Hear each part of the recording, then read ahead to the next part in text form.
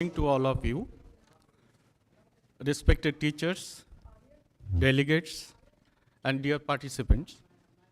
On behalf of the organizing committee, I welcome to all of you to this fourth plenary session on the topic that is the role of science and technology in extending access to justice, some reflections.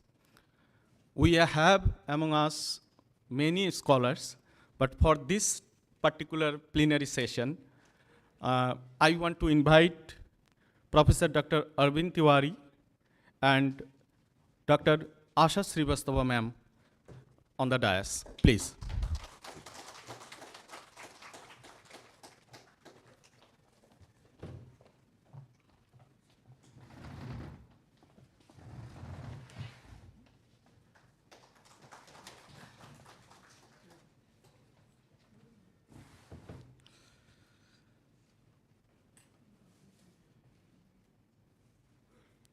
So,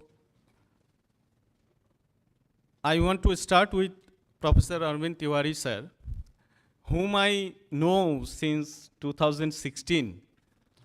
Though I am not a teacher, so-called, sir is here, he is laughing. I am not a teacher of so-called, criminal law or the criminology, but I have a very keen interest, to understand or to know the subject. And I found Professor Arvind sir, he is a keen learner to this particular subject, even today. So his brief profile is also not brief. So without going into reading out the profile, I just want to say that presently he is the professor, Mumbai campus Dean, School of Law, Rights and Constitutional Governance. He is also the chairperson for Center for Police Studies and Public Security, School of Law, Rights and Constitutional Governance. There are so many things about sir, but we want to listen from him, on the topic. Thank you very much, sir.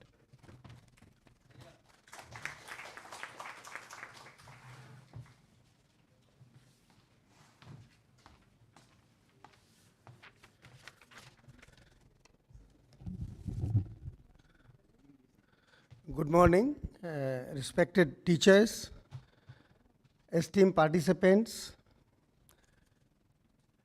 I would like to talk on the application of science and technology in strengthening access to justice, because this conference is talking about the role of science and technology.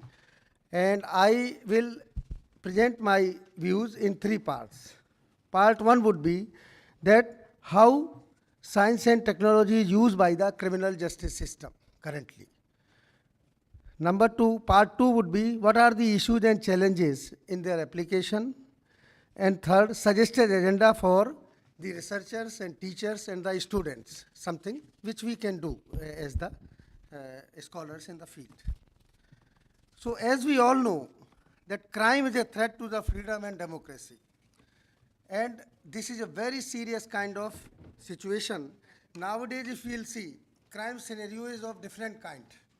One, traditional kind of crime against women, children, hate crime, crime against scheduled castes, scheduled tribes, communal violence, and the access to justice to the vulnerable and marginalized section of the society after application of the science and technology by the criminal justice system. So this is one challenge. Second is, but the crime scenario is also complicated, because if we'll see the development-induced crime, real estate mafia and many kind of, can we think any field where mafias are not there? Everywhere, land mafia, sand mafia, timber mafia, any name we can think of mafias. Are they being taken care of by the criminal justice system? Are they being convicted? This is a very big question mark before us and the system. Like now, conviction rate, if you'll see. In prisons yesterday we had wonderful discussion on under trial prisoners. Those who cannot afford the system, they are behind the bars. Those who can afford the system, they are outside, although they have committed the heinous crime. What about the people, those who have committed crime like economic crime, economic offenders, organized criminals, traffickers, trafficking of human being, drug trafficking, arms trafficking, all those kind of in develop and induce crime, what is the scenario of the criminal justice system? Are we able to convict them? Perhaps no. Because they can hire the best of the advocates from the bar. They can manipulate the system, starting from political to the down, and in the end of the day, they are not coming in the clutches of the law. And third thing is, now the cyber crime is also affecting not to the sophisticated people. If we'll say around 90 crore smartphones are available, and if you'll go to the villages also, you will find a smartphone in the hands of the particularly young people. So, and the way cyber crimes are emerging, like harassment via email, cyber stalking, dissemination of obscene material, defamation, hacking, cracking, email snooping, SMS snooping, carding, cheating and frauds, child pornography, assault and threats, several intellectual property crimes, cyber squatting, vandalism, hacking of computer system. Recently we have seen AIMS, computer system was hacked. So now how our criminal justice system is equipped with to address those kind of issues. So in view of this, looking into the scenario and conviction rate and the process of criminal justice system, access to justice, of course, is a challenge for the people, those who are coming from vulnerable and marginalized section of the society. Now, so what kind of initiatives have been taken? First, I will take up that. And before that, I'll say that goal 16 of the Sustainable Development Goal says that promote peaceful and inclusive societies for sustainable development, provide access to justice for all, and build effective, accountable, and inclusive institutions at all levels. So, now looking into the central agenda of 2030 for sustainable development, so crime and criminal justice and access to justice has now become part of the developmental process. We all have been discussing earlier also in the conferences and seminars that crime planning is not part of the developmental planning. Slowly it is also a challenge now, but still things are a little bit improving. So what kind of initiatives have been taken by various stakeholders in the criminal justice system? I'll start from the police. Smart police concept was introduced by Honorable Prime Minister in 2014. And smart police concept since 2014, you know, this has the meaning for each and every word. S means sensitive and strict. M means modern and mobility. A means alert and accountable. R means reliable and responsive. T means trained and techno-savvy. So this is the concept of smart policing, and many states have introduced the smart policing, this concept, but up to what extent these are used by people, and they are the tool for access to justice, particularly for marginalized and vulnerable of the society, section of the society. That's a challenge, and we have to create the evidence-based kind of studies. Very recently, the Criminal Procedure Identification Act 2020 is also prescribed that the measurement could be taken of fingerprint, people, those who are being arrested or convicted, footprint, photographs, retina, scan, biological sample, and their analysis, behavioral attitude, and examination under section 53 and 53A of CRPC, they will be applicable. Now, so this, we can definitely critique would be there for each kind of initiative. I'll come little later about that. And NCRB has been given the responsibility to collect this kind of database. Another use of technology by police is the installation of CCTVs across all the custodial institutions, including police and other custodial institutions. D.K. Basu versus State of West Bengal, 2015, and later on, Honorable Supreme Court in Paramveer Singh Saini versus Baljit Singh and others. Now, up to what extent installation of CCTVs in the police station has reduced the custodial violence? We need to conduct, first thing, are they operational? Yes or no, because maintenance questions may be coming. The CCTV cameras may be installed, but perhaps some of them may not be functioning, or if they are functioning, what is the impact on the custodial violence, including custodial death? I think some empirical data should come from the academics. Not only this, CCTV cameras in many police departments across the country, they have been encouraging to the shopkeepers and the people and the municipalities also. They have installed CCTV cameras on the roads for safety purpose. Now, up to what extent installation of CCTV cameras have helped the police in cracking the crimes? We need to study this, because until unless we are not having the evidence-based research studies, of course, what I strongly feel, technology we have to use, but technology should be used in such a manner which will also ensure the rights of the most vulnerable people. So that's a balance which has to be kept. Now, another initiative is the mobile app by many state police departments. Like after Disha incident in Andhra Pradesh police, they have also introduced mobile app for complaint against if there is any harassment or any crime against women or children, the app. And many state police departments have also introduced app to connect to the police. Linking of Aadhaar data with crime investigation. This is again a ethical and legal question. So up to what extent this is happening? And because criminals are getting high tech, and our system is not matching with that, then there will be a problem. So this is another we have to see. Artificial intelligence is also being talked nowadays, drone and all these kind of new technology which is being used by the state police or paramilitary forces to control the crowd or other kind of areas in the society. So the question is that crime, criminal justice, public safety and security, now these are the challenges, because in the name of the human rights, I strongly feel it is not that we should talk only for the human rights of the criminals or those who are accused. Of course, their protection is there in the Constitution. The protection should be given to them. What about the public safety? What about the victims' rights? Those who are suffering, the women, children, hate crimes which are happening in the society. How we can also see that these criminals are being convicted through the due process of the law. Now, another initiative which government has taken, this criminal justice, crime and criminal tracking network system, CCTNS.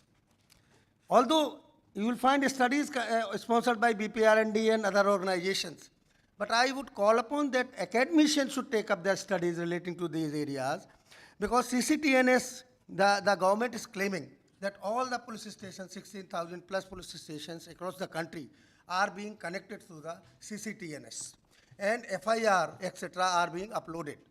So the data is accessible across the country, across the police stations. So which would be easier for the police also to track the people, those who are absconders or those who are running from the system. Up to what extent this is happening. EFIR is another initiative which has been taken by the various governments, police department. Now, up to what extent EFIR are being registered, number one. Number two, for all these initiatives, which I will mention also later, whether people are aware of that or not. Are they aware? Yes. If they are aware, like for example, if you'll see dial 100 or the emergency helpline, what is the response time of the police?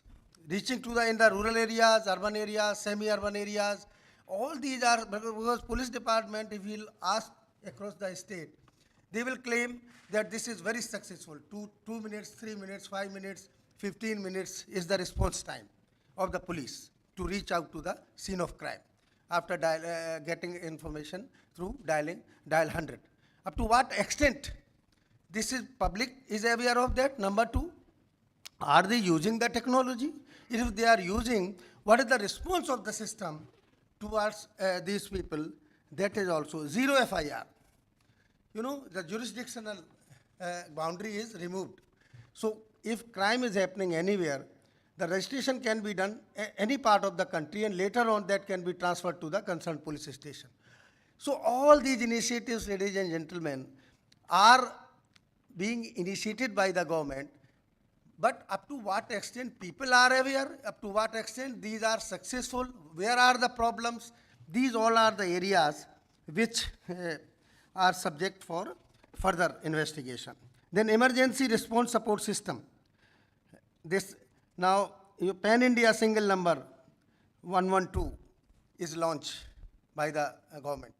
So how this is successful. Similarly, also the interoperable criminal justice system, ICJS, has also been introduced by the government to address the artificial intelligence, fingerprinting system, and tools for predictive policing. So 1 crore 10 million fingerprints storage is there available through the CCTNS system across all the stations. So this is now the initiative broadly. There may be many, but these are some illustrative kind of thing which have been initiated by the police department. Now courts and prison also, like video conferencing facility. Up to what extent this facilities can reduce the prison population, under trial population, particularly in under trial, while they are being produced before the court. In most of the state, the problem is of the guards. So to address that issue, this facility was created. But if you'll see, the overcrowding in the prison is not reducing. So what is the efficacy of this video conferencing facilities? What are the challenges in the video conferencing facilities? Those have to be studied, and we have to see the impact and the challenges, whether it is successful experiment or not. If not, what can be done, how it can be upgraded. Now, digitalization of courts. This process, not only courts, all sector of criminal justice system, record is being digitalized. And paperless court are being introduced in Orissa. Honorable CJI on 17 December 2022 said that, I quote, familiarizing oneself with technology is not as difficult as it may be initially seem. And he further pointed out that after the COVID-19 pandemic, his chamber functions almost entirely without paper, and I am now a self-confessed technology geek, unquote. So that means the technology, because if you'll see the court record in the courts, in the police department, we all may be aware that many times the newspaper reporting is there, the file is lost, record is lost, or some fire incident is happening in the record room or somewhere, an entire file, they are going to be spoiled. Now how to process these criminals? And those who are criminals, those who are resourceful, they can also manage such kind of incidences also, we never know.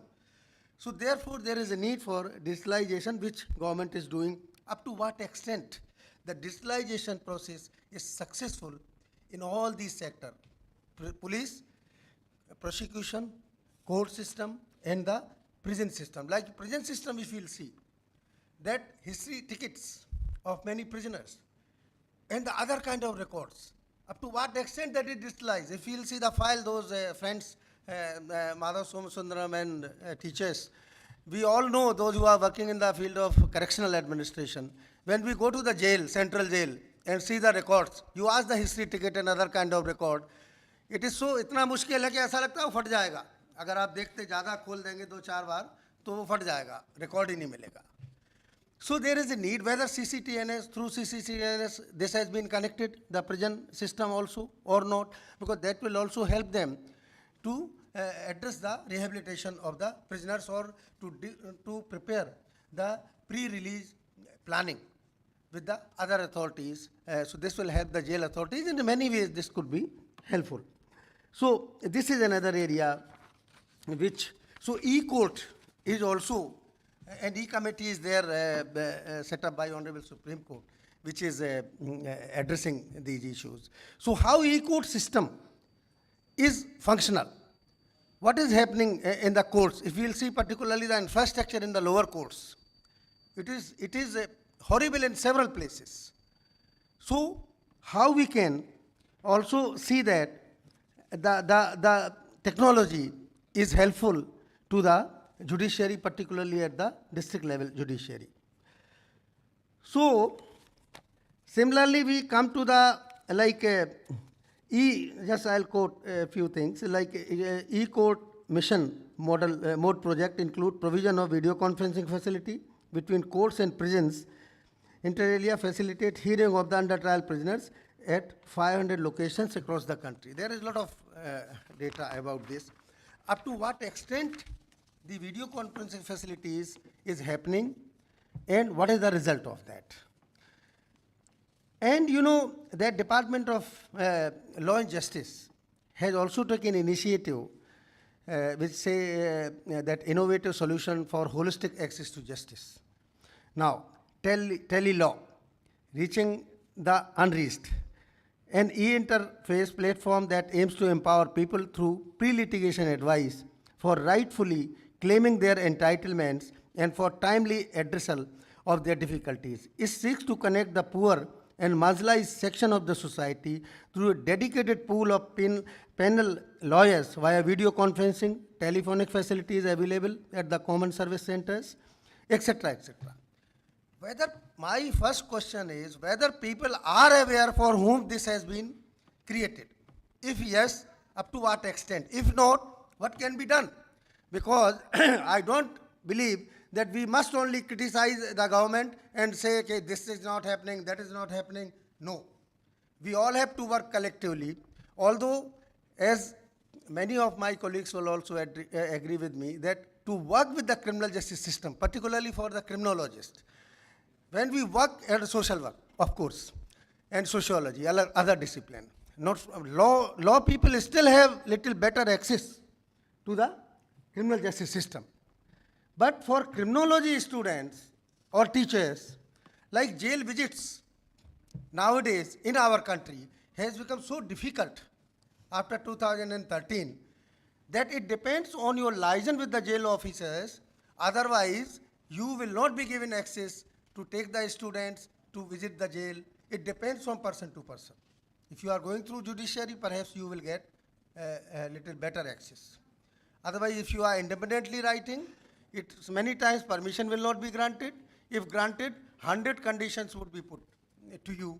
And so now another is like initiative is Nyaya Bandhu, pro bono legal services by the Department of Law and Justice.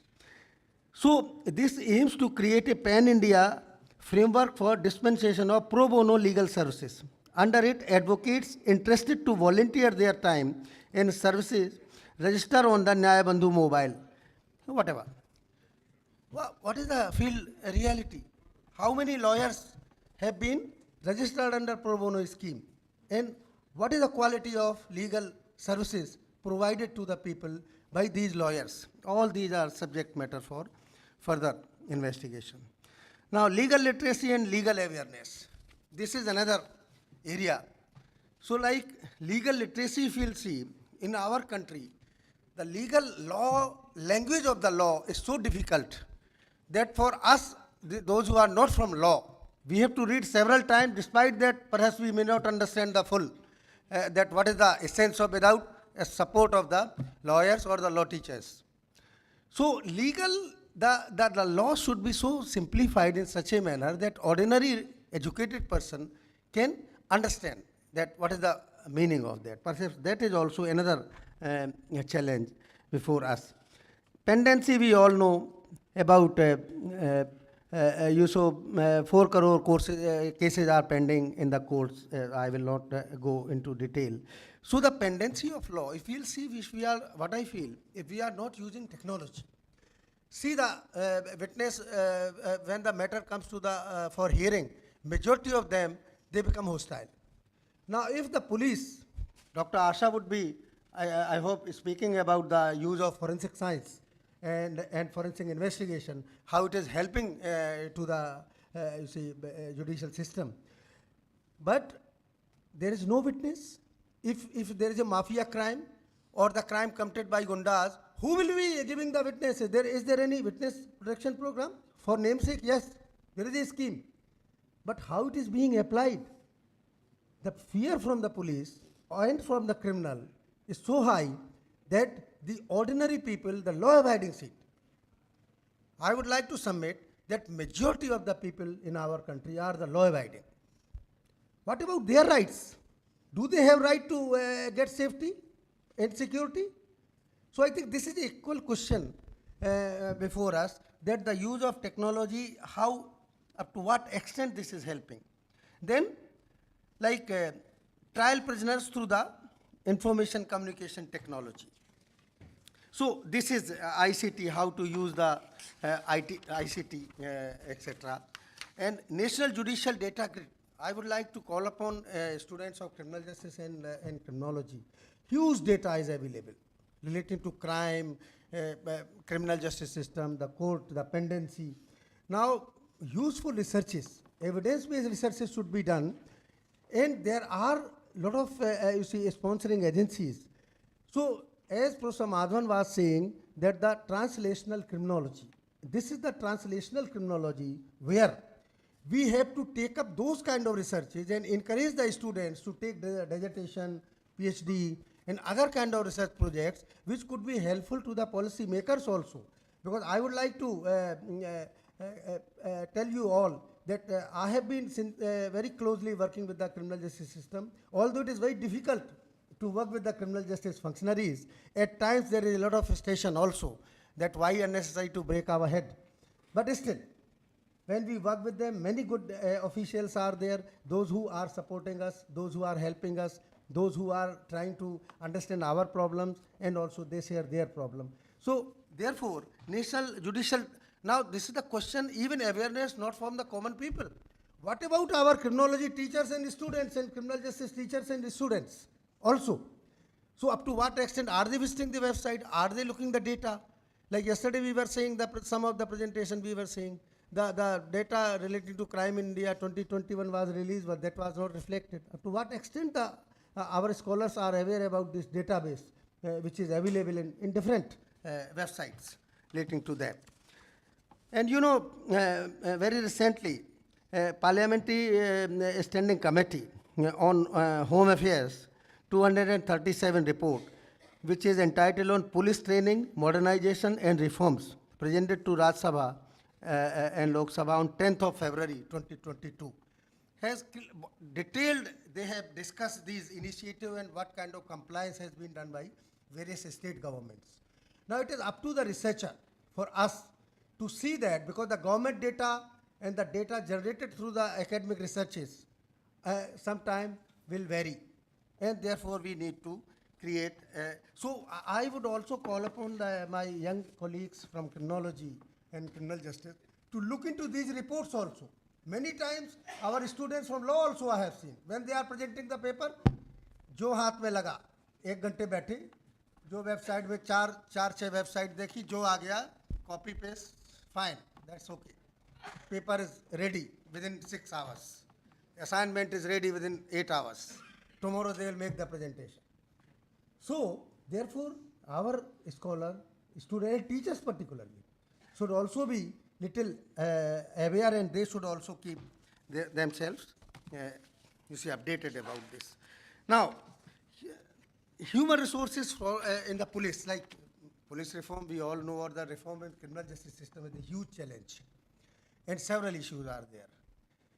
But I would like to mention that now the police is transforming.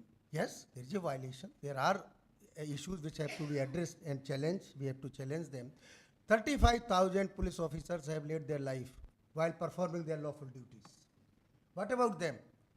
So we have to be also considerate about the human resources and well-being of the people. We are not always like human rights activists or criminologists. We are just challenging. Fine. We have to challenge them when they are violating the law.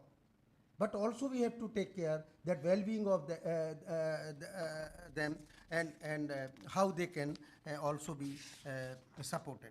Now I will come to the suggested agenda for our young teachers and colleagues.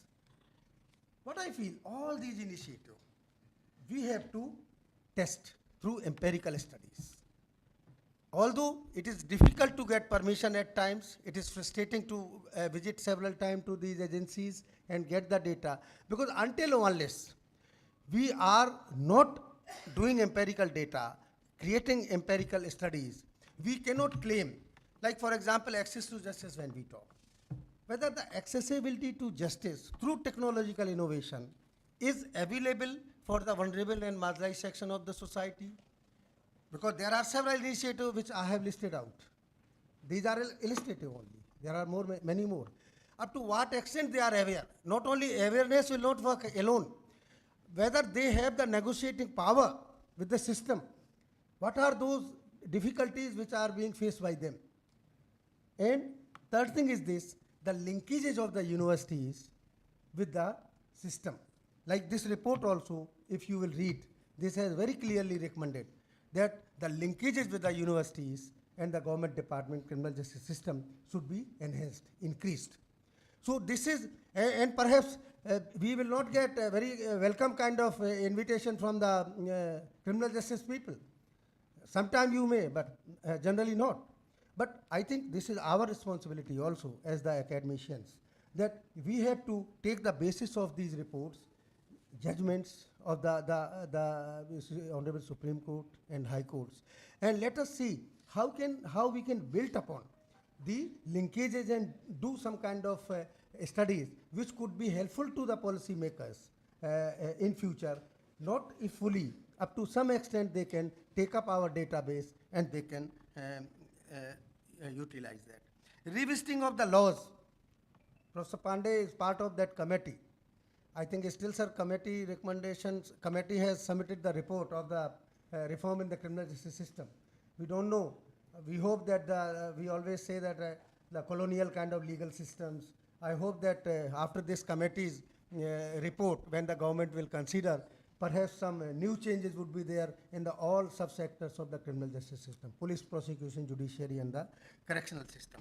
So therefore, I would just wind up my address requesting to all students and colleagues that we have to come up with the evidence-based studies, and these kind of parliamentary standing committee reports and the judgments are giving us the space to link with the criminal justice system, and perhaps if we are linking with them, perhaps whatever we are discussing, and we have been discussing since last several decades, 2, 3 decades, 4 decades. I have been participating in the ISC conferences since my graduation level, 82 onwards, 80 rather.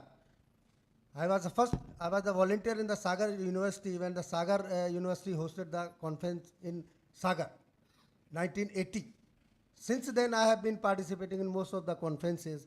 Many times we are discussing issues, we are raising the issues, proceedings are made, we बढ़िया रुकना खाना पीना होता है, सब report बन जाती है और बाद में हम लोग disappear हो जाते हैं. So my call upon to all of us is that let us take away from the conference proceeding, and we can start initiatives state-wise, and ISC would be the banner perhaps under which we can collate and publish those and connect with the government. Thank you very much for listening.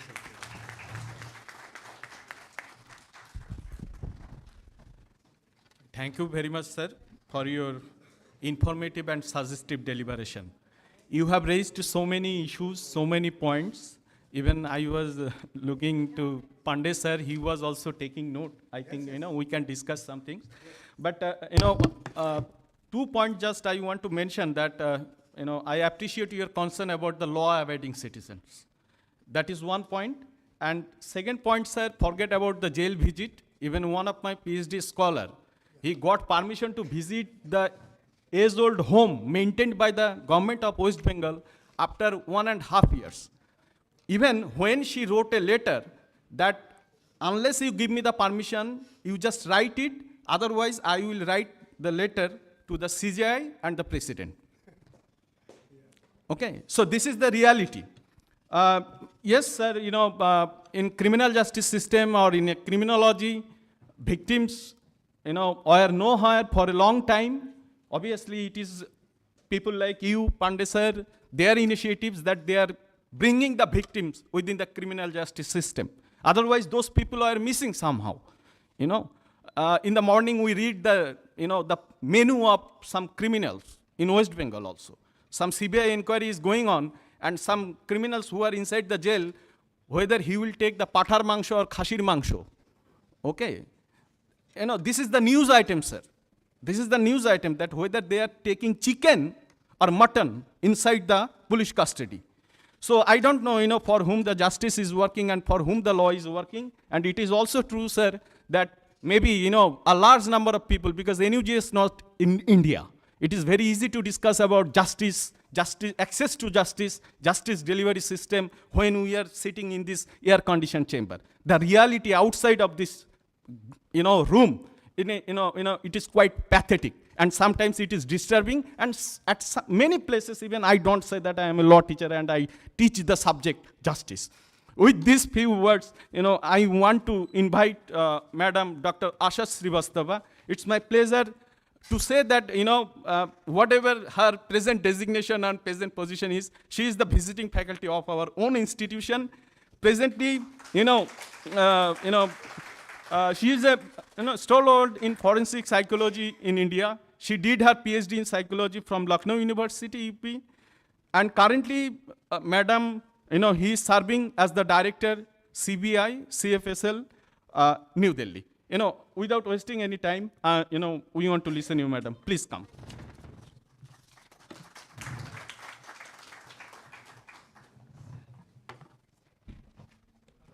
So good morning, all respected professor, my colleague and dear students.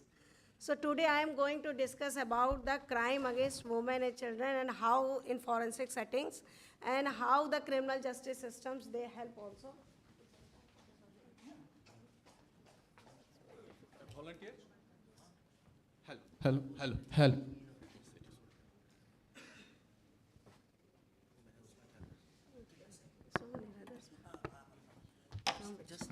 Okay. Moment. Okay.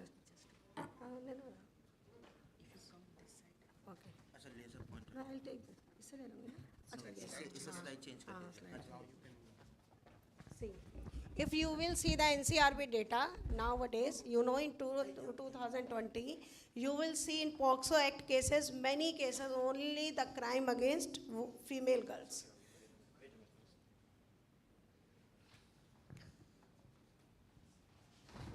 Okay. No.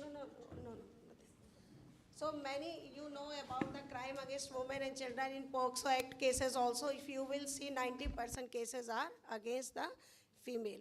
So here, as you professor, you have done lot of work, so I am not going discussing anything with you. I am just telling the criminologist students, they are working in the field and they are studying also. So how they can help, and in forensic setting, how the forensic science play important role in crime against women and children when we are investigating the case. So when we are talking about the criminal justice system is not a singular system. So police, judiciary and forensic scientists, criminologists, they play a very important role for the criminal justice system. So as a criminologist, as I am director there, we make the composite crime scene team in every investigation, in every time to visit the crime scene. The criminologist, forensic psychologist and forensic scientist, they visited the crime scene.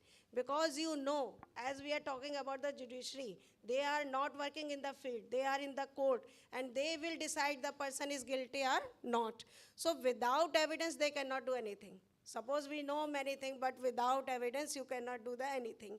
So how we collect the evidence? That is very much important, from crime scene to court. This is the important role for the criminologist and the forensic scientists. So in BPR&D, there was a mission, so they make this point is very much important. We make to general principle for investigation of crime against women and children.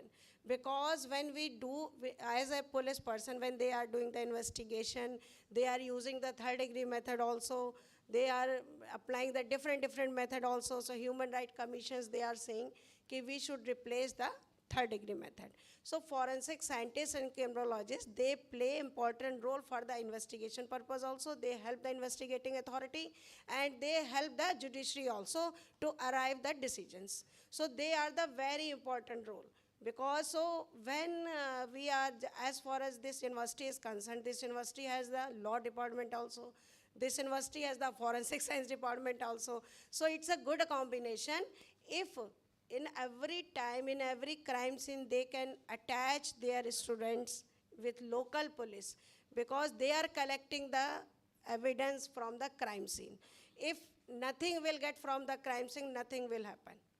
Suppose in rape cases, they are collecting the biological sample from the crime scene.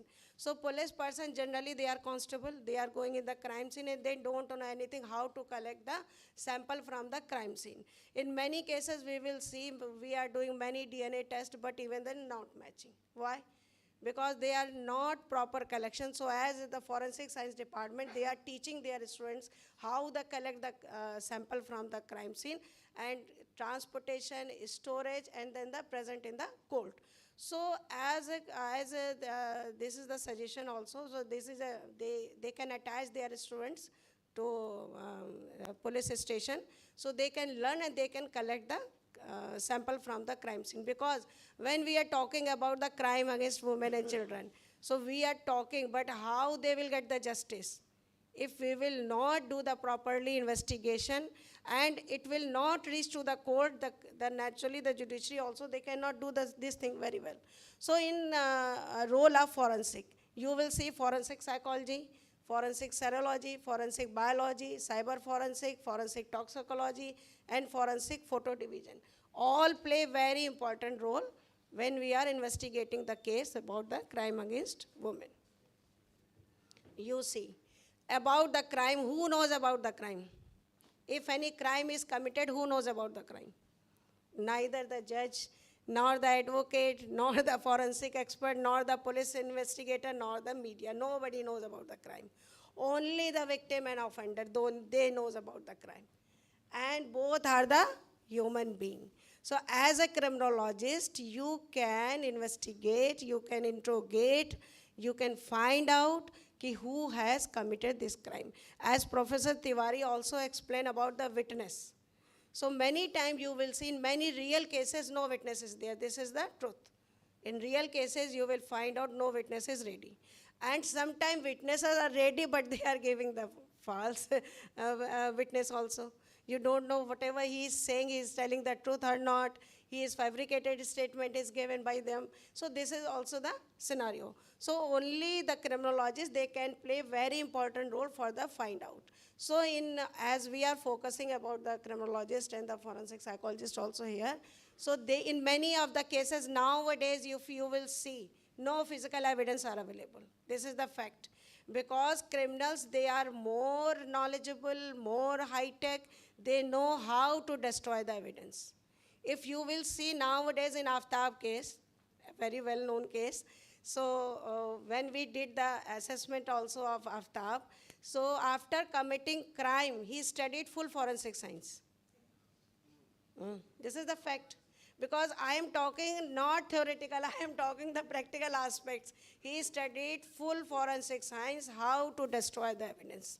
No fingerprint is there, nothing is there. So he cut the pieces, he bleaching the pieces, he cleaning so many times. And nowadays, you know, throw blanket, throw big basket, throw everything, you will get every time at doorstep. So he got easily everything. And he follow all the rule. So as a criminologist, as a forensic scientist, it's our role to find out the evidence. Otherwise, what will happen? Naturally, this case will go in the court. What the judiciary will do? Without evidence, you cannot do anything. So evidence is required. So how they are, because they are more high-tech and they are studying everything. So in many cases, if you will find material evidence, eyewitness, maybe, may not be available. But anyhow, you will get some human subject. maybe witness, victim, anything. So we can start the investigation from there. And as a criminologist, you can start from there and you can find out, and after that, you will make the sequence of the crime. And this different criminological, forensic, psychological technique is useful in crime against women, in homicide, suicide case, domestic violence, sexual offense, honor killing, dowry cases, and child molestation, emotional abuse, employment of child for begging these things. If you will say in COVID time maximum case increase of the domestic violence, maximum case came this time, the COVID time. Why? You know better. Because many domestic violence, POCSO Act, recently CBI, recently the case was registered in CBI, the child pornography, maximum case. And in that case, you will find out the preparator in very small shop, in very, very circulated area, they are doing this thing, but they are very high-tech about the technology. As all of you have seen the Jamtara, how they are doing. In the same way, they are doing the full business of child pornography. But they are very high-tech and very small place they are running this thing. So one thing is very much important, how the forensic scientists play a role, because they are very important. Forensic scientists and criminologists are very important. If they will play very good role, so no criminal will be free. So it's a unique area in forensic science, because I told you the case starts from the victim and offender. So first you have to find out the detection of deception. So only here you can deal with the live human subjects and you can find out the truth and deceptions. So where many evidence are there, type of evidence, blood type, other identifying blood samples are there, blood pattern analysis, any toxins are there, any drugs are uses in the crime scene, any DNA profiling, expert testimony. So we are taking that type of different type of evidence we are founding on the crime scene when the crime is there against women and children. In cyber crime, cyber forensic help very, very important role. Suppose the perpetrator, they use mobile phone, you can find out the location from there. And many data, there is hard disk storage, mobile storage, other things also. So it helps very important role. Already your lecture, Ms. Professor Dubey has taken about this thing. So proper collection and presentation of evidence in cyber crime analysis, it's very important. There is a National Cyber Forensic Lab also. They are working 24 hours to find out the data related with the cyber forensic. So the unit have a team in cybersecurity professional to carry out different type of elements, electronic forensic analysis, and they connect the victim and offender, because they know. Suppose in any crime scene, their offender has used their mobile phone, some storage is there, hard disk is there. In child pornography, many hard disks and any storage data is there. So cyber forensic expert can retrieve that data, and that can be utilized in the court for the criminal justice system. Because our system, judiciary system, will do only on the basis of the evidence. So only the forensic scientists, they can produce the evidence in the court. As we are talking about many cases, but we are helpless. We cannot do anything without evidence. So the cyber forensic experts, they can collect the evidence for the cyber field. Forensic photo and video division. So they are taking on crime scene videography, photography in every crime scene. And chain of custody. When we are talking about the chain of custody, because in many time, there is allegation on police person, they tamper the evidence. So every time when we collect any evidence from the crime scene, the photography, still photography and videography is every time is there. Because we have to produce in the court. Because court need the evidence, direct evidence. So chain of custody maintain it's a very important part. So photography is there in every crime scene. And we are, if you will know about the Vyapam cases in Bhopal, Vyapam cases, in that cases they use this thing with many altered photos. Suppose I am the candidate, I am going to give the examination there, and there is a photograph another girl. They mix and match, and they produce they submit in the form in the examination room. So photography, they are giving the opinion ke how this is the altered photo, and they produce scientifically, because when we are talking about the forensic scientists, they are using the actual forensic science, applicable of science, the science principle, and they produce in the court. Forensic chemistry. Many time in rape cases, other cases, you will see they have given the drugs also on that day.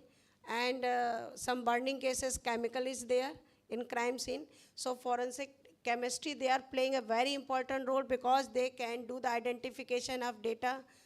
Some, you know about data is the rape drugs. Recently, have you heard about the rape drugs? So this, from this thing, they can find out whether any rape drugs was there. In case of domestic abuse, bride burning, so the forensic chemistry, they play very important role. And criminal neglect of child, many times female child in different area, how they are burning, how they are doing. So forensic chemistry, they use the very important role. In revenge, in rape case, many things.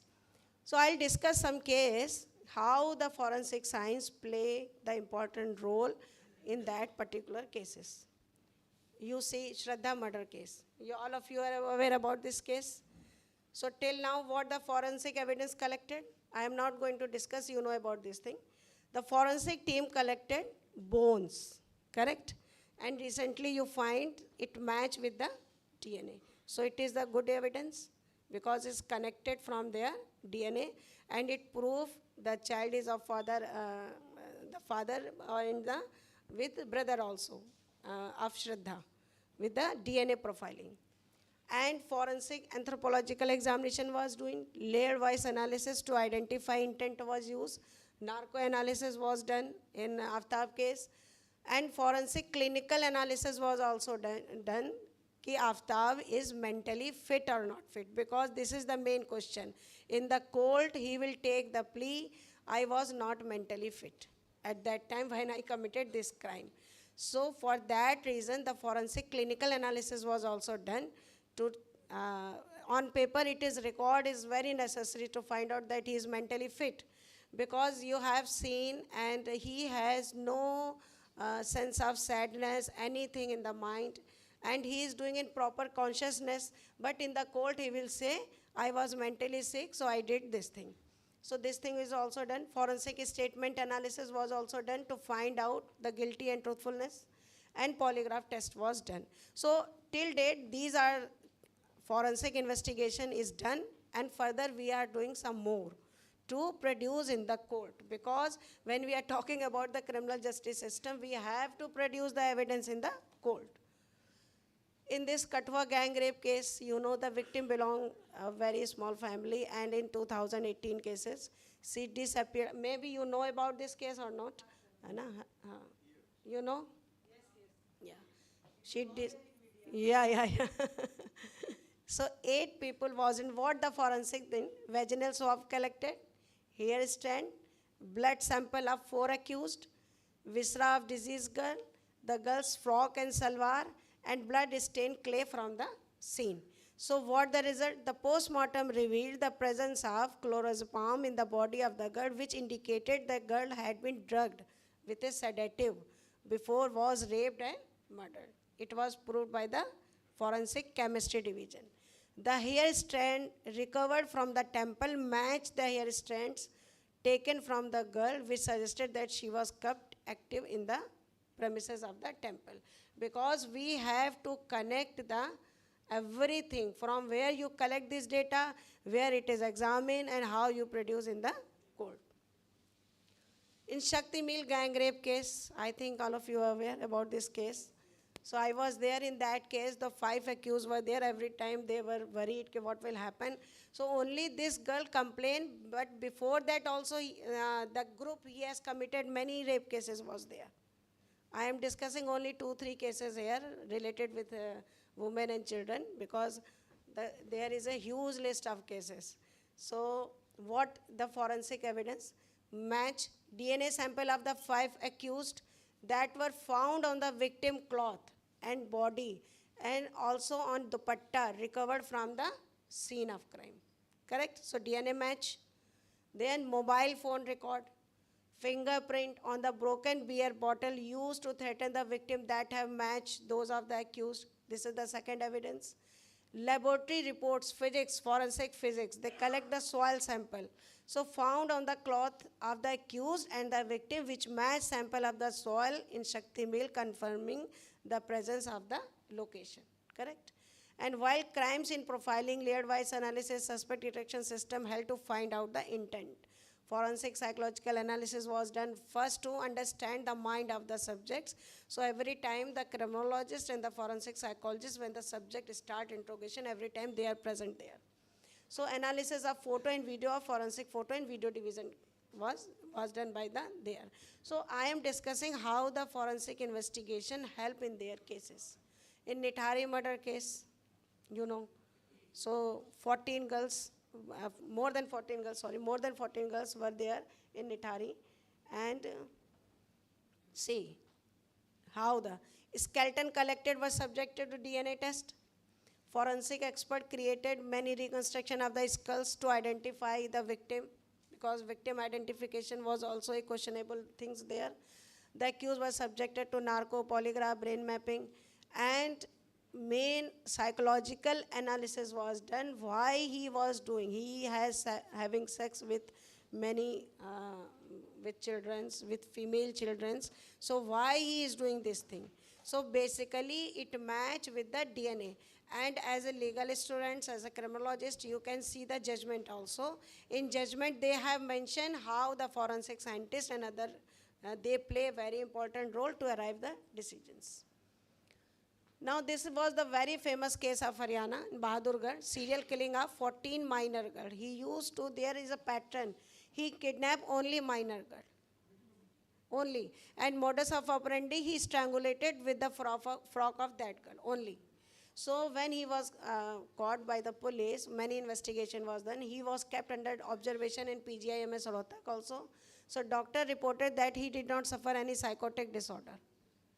Purposely he is doing. So vaginal swab, polygraph, criminal profiling, biological examination was done, and it proved that this is done by the Satish.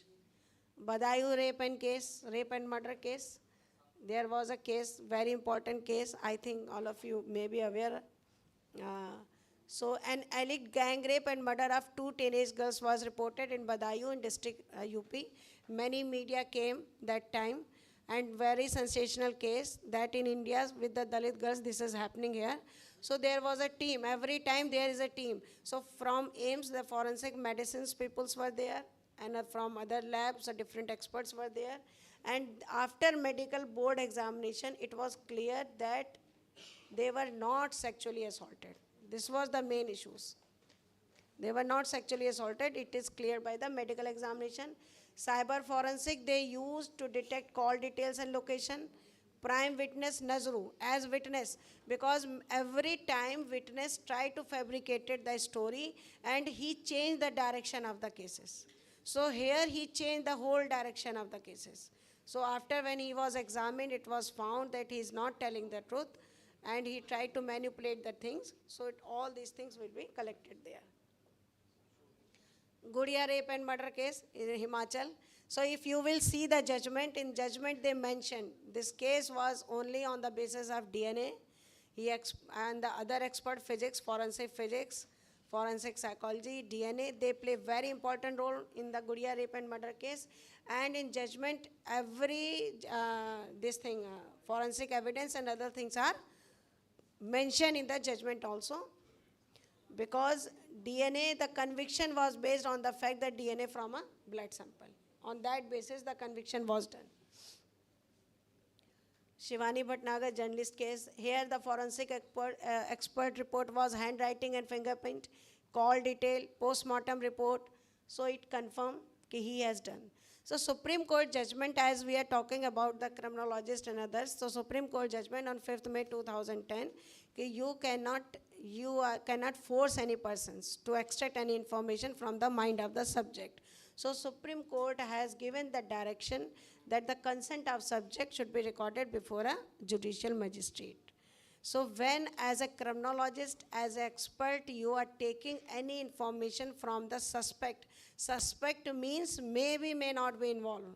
It doesn't mean that he is involved in the case. So suspect has also right, because many times you will see that because of the many manipulations, the person is innocent, but the police has taken, he is involved here, but he has different testimony. So for that reason, the Supreme Court has given the direction for suspect, you have to take the consent, then you can apply the many tests. So no court has prevented, corroborative evidence hai, aid hai, and this is when the recovery was done, it is taken under section 27 Indian Evidence Act. In West Bengal, this is the very famous case, because I am here, I just want to mention Tapasi Malik murder case. So in that case, after the DNA examination, after the polygraph examination, I attend the court also in Chandan Nagar. So that time it was happened that recovery was done. So it was taken under section 27 Evidence Act. The cloth was recovered, kerosene tail was recovered, how he raped, how he burned the body of Tapasi, everything was clear. So women are for respect, so we have no right to disrespect the women. Thank you.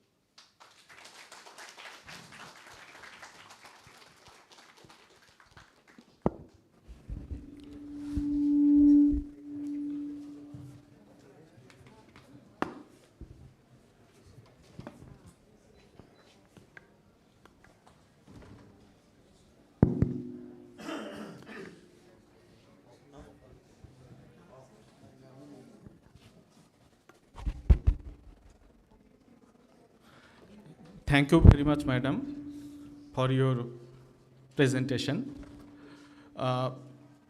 Actually, laws are the instrumentalities to ensure justice. Now, if I quote Kelson, that law is not a pure science, it is a normative science. Now, when we develop, as the topic suggests, that is the science and technology, Justice Krishna Iyer once told that there is nothing wrong in invention. Now, the normative science is that you can't apply it universally. But the pure science, hydrogen plus oxygen is equal to water, this has the universal application. Just I was going through the definition of criminology in Google, and what I found, sir, that it is mentioned very nicely that criminology is the study of crime and criminal behavior informed by principles of sociology and other non-legal fields.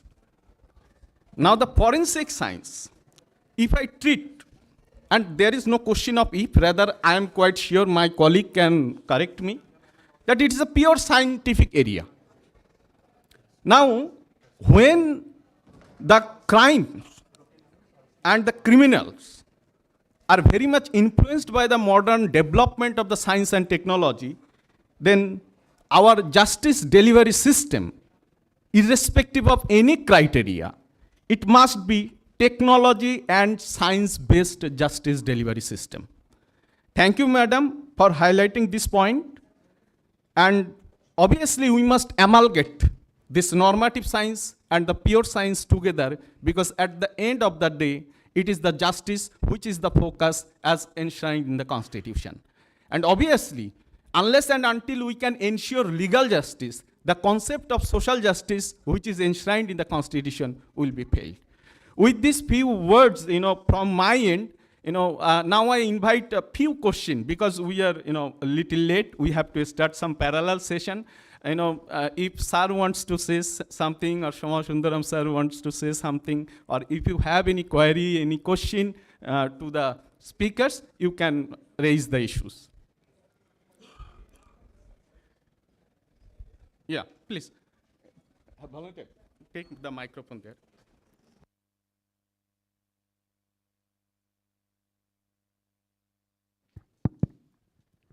Hello ma'am, मेरा question ये है कि जब forensic का इतना role है, forensic और criminologist का इतना रोल है, तो इसके बावजूद भी जो कोई भी सीजीएस जो इंस्टीट्यूशन है, वो रिक्रूटमेंट क्यों नहीं कर रहा है क्रिमिनोलॉजिस्ट का, चाहे वो पुलिस हो और सही बात। जुडिशियल सिस्टम हो, मतलब जो भी हो, तो रिक्रूटमेंट क्यों नहीं कर रहा हाँ, है इसके मैं बावजूद? I agree with your point of view. जैसे रिक्रूटमेंट क्यों नहीं करा, क्योंकि बहुत जगह जैसे हमारे आरआर में मैंने क्रिमिनोलॉजी है, इस तरह से इस क्रिमिनोलॉजिस्ट जो पैनल में लोग हैं, इनकी ये ड्यूटी, मॉरल ड्यूटी बनती है to write down this thing. Criminology should add, because in many universities में आप देखोगे क्रिमिनोलॉजी है ही नहीं। आप पढ़ा रहे इतना criminology, so many institution and organisation they are teaching, but in their state the criminology is not are. So वो तो होना चाहिए. And if you will see in FBI lab also, in criminologists, every criminologist, they visited the crime scene because they find out the mind behind the crime. So when I am telling what I am telling you, the case start from the crime scene first, and nobody knows about the crime.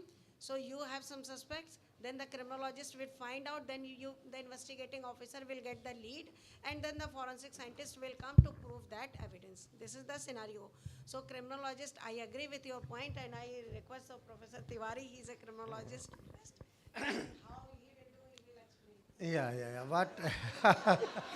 No, I will not do. But anyway, what concern जो आपने उठाया, वो हम कम से कम 30 साल से उठा रहे हैं, और इसलिए उठा रहे हैं कि क्रिमिनोलॉजी का, अगर कई बार सीनियर टीचर्स का भी ये ऑब्जर्वेशन रहा है कि भाई we are not employment exchange, universities are not the employment bureau, universities are there to generate the knowledge, that is a fact. क्योंकि हम आपको प्रिपेयर करते हैं कि आपको जॉब के लायक बनाएं, आपको उतना इक्विप करें। लेकिन साथ साथ मैं बहुत स्ट्रांगली ये फील करता हूँ, मैं हमेशा शेयर करता आया हूँ कॉन्फ्रेंसेस में और जहाँ मुझे मौका मिला है, कि जब तक हम गवर्नमेंट के रिक्रूटमेंट रूल्स हम एंगेज नहीं होंगे, वो आईएससी के थ्रू या यूनिवर्सिटीज़ के थ्रू या अदर कॉन्टेक्स्ट के थ्रू, क्रिमिनोलॉजी का नहीं तो भविष्य बिल्कुल अंधकार में है। I am not depressing you people, young scholars, but I am saying that we have to work towards the amendment in the recruitment rules, तभी क्रिमिनोलॉजिस्ट का स्पेस मिल पाएगा, नहीं तो क्रिमिनल जस्टिस में थोड़ा मुश्किल है। स्कोप है, अभी कई जगह है, लेकिन फिर भी अभी ज़्यादा करने की ज़रूरत है। Thank you. I think this question raised by this young colleague is very genuine. It expresses the anxieties of young criminologists who want to get into the board.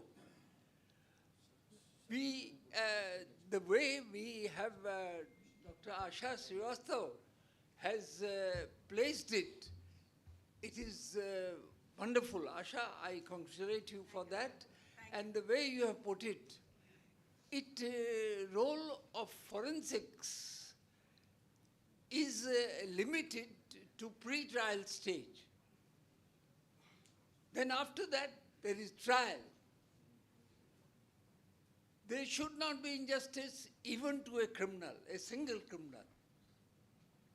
I would disagree with Asha ji. There, even criminal doesn't know his guilt. Even victim doesn't know her feelings. Science will help us, both these people. And the way Asha ji has gone into it, that is the real right way. You strengthen forensic limb in order to strengthen pre-trial stage. Then Justice Lalit is strengthening the justice system a small way in trying to find out the quality of guilt of a murderer. This Katina series of cases, starting with Manoj and others of the state of Madhya Pradesh, Firoz, Irfan, and then the last 3-judge bench, that the trial court doesn't take into account the mitigating circumstances. Trial court only takes into account the aggravating circumstances. See, the crime is very heinous. See, the criminal is a very degraded person. But criminal is a person who is himself suffering from mental deformity up to 72 degrees. Only 28 degree he is sane, Baki he is insane. He has not been able to plead insanity, but this is what crime 39, Project 39A in NLUD has shown by studying 350 death row prisoners in their houses, in their surroundings. It to Chutpan say he was imbecile. He lived a life as a lout, and nobody cared for him because we could not afford his psychiatric examination. Therefore, he ultimately committed this murder. Now he is in prison. The trial court has given him death sentence. He is for 12 years in death row. The matter has come to the Supreme Court now. Supreme Court Lalit is trying to refine the way Asha is trying to refine forensic science. Justice Lalit is trying to refine trial science, guilt determination science. How do you arrive at a decision of guilt? That is the problem. Therefore, your question is genuine, but you have to strengthen the forensic science, the Asha Srivastava way. First, strengthen it. First, you get that credibility that governments will look for you. Where are the forensic scientists? We would like to pack up our criminal justice system. But people do not want to do this way. We want to do it in a jingoistic way. So, thank you very much. Excuse me. I am Dr. G.S. Venumadava, Chairman, PG Department of Criminology and Forensic Science, Karnataka University, Dharwad. I am very much happy to ask the question and reply by the both experts. I just want to share my own experience in my state. Maybe you may like and apply in your state also. During my joining period in 2008, for admission of PG course was very less. Only 5-6 students were admitted. Sometimes I only paid the fee for getting the admission. This was the picture. Today, 2022, the great demand to the subject of criminology and forensic science in Karnataka University, Dharwad. I received the telephone calls from all the corners in the state, including the ministers and other officers or something like that. This is the first point. Second point I would share with you. I was stunned last year in the big queue to meet and submit my appeal with the Chief Minister of Karnataka for request one thing, please give the opportunity for criminology and forensic science graduates in newly created post called SUCO, Scene of Crime Officer, SOCO, what Madam mentioned.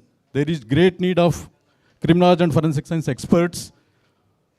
During that time, Chief Minister, as you know that police people are not ready to permit to meet Chief Minister.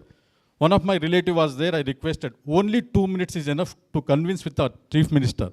During that time, other police officers also disturbed. Within 2 minutes, means within almost 1 minute, I just expressed my view, that was, sir, this is the great experience. It may be the first experience in India, across India. No one state was introduced kind of this post, SUCO. That time, he was so surprised. No one state in India? Yes, sir. I'm sure no one state was introduced this kind of employment. So, no, you please meet personally in my home in Hubli, that is my near working place. Later also I went. In between I just make a simple work in Forensic Science Laboratory of Karnataka State, Bangalore. One IPS officer was posted. I'm sorry to say, many of the IPS officers not like to work as a director of State Forensic Science Laboratory. They thought that as a punishment. So that you want to make kind of correction, then government will be posted some other executive post. In between, I just make link with the director. I didn't take his name because I promised him. So he do something. He listed out unfilled post and from beginning of the Forensic Science Laboratory. It was 200 something. We just discussed, sir, this is the matter. The SUCO officer, this is a new concept in India. That's from Karnataka. Why not you just get the permission by the government? And he was prepared very nice drafting to the government. There was no burden because it was a sanctioned post. Finance department already sanctioned, so that it was not a burden. So C&R rules was prepared. Government was called first time 206 posts. All 206 posts exclusively for criminology and forensic science students. This is the experience of Karnataka state. I think this kind of experiences, once shared in the conferences, it's definitely meaningful for future criminology students, because we were also suffered lot what Arvind Tiwari sir mentioned. Many times we demand for employment. For this reason, thank you for opportunity. Thank you one and all. Thank you very much, sir. Thank you, Pandit sir, for your valuable inputs. Now we will, before we go to the next parallel sessions, on behalf of the organizing committee, I take this pleasure, I, Dr. Sanjit Kumar Chakraborty, Associate Professor of this particular university. On behalf of the organizing committee, I want to take the pleasure, to appreciate, our speakers for their valuable deliberations, and I want to hand over some, memento as a token of appreciation, to the speakers. First, I, want to, yeah, ladies first. Yeah, okay. So, Asha madam.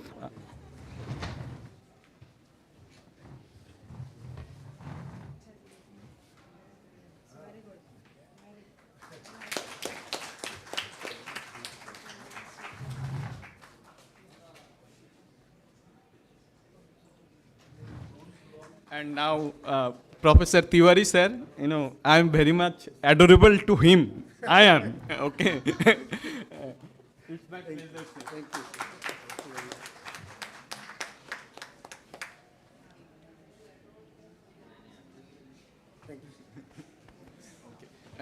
Thank you. Thank you very much for your kind presence and hearing the plenary session. Now we have the tea and snacks outside of this particular room. Then we will move to our respective rooms for the parallel session. Thank you very much.